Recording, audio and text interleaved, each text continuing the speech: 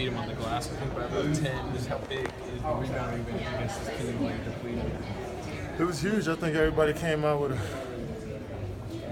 great mindset and helping each other out on the glass, knowing that we were kind of thin in the front line.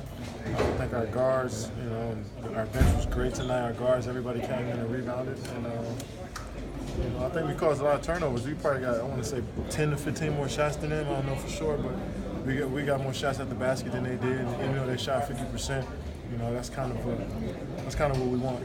We want to get up and down. We want to catch teams off balance, create turnovers, and also create points off those turnovers. So, but we did a great job, especially on the back-to-back without the four guys. You played a lot of four in your career, but can you remember starting at the four? No, I never started at the four, and since college. And but it was cool tonight. I felt like I could sit back there and survey the offense from the top of the key, make correct passes. I felt good about not having a turnover tonight after maybe, I want to say seven a couple games ago. So I felt good about that.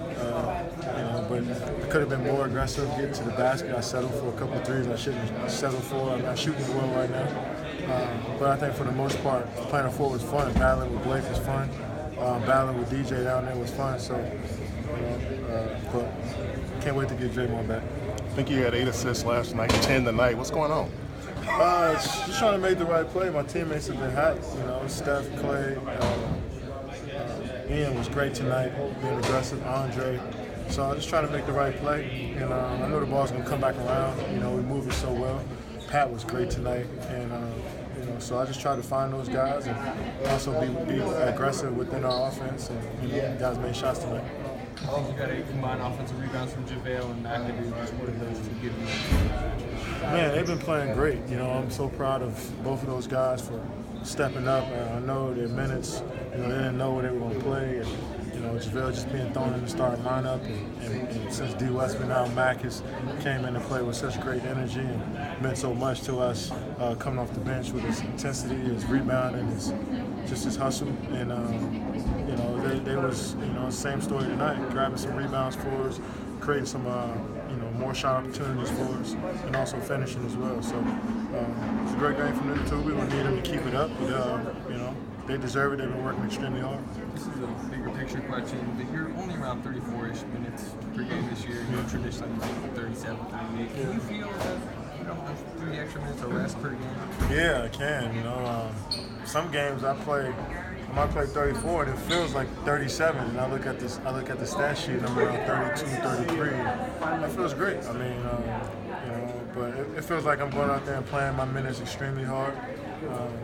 We have a deep team, we have a nice bench, and coach has done a great job of, no matter what the circumstance is, how the game's going, he's going to stick with his rotation because, the playoffs, the thick and big picture. So, some games I feel like, man, I might can go 40 plus tonight. He's just going to stick with what we do, and it ends up working at the end of the day. So, it feels great.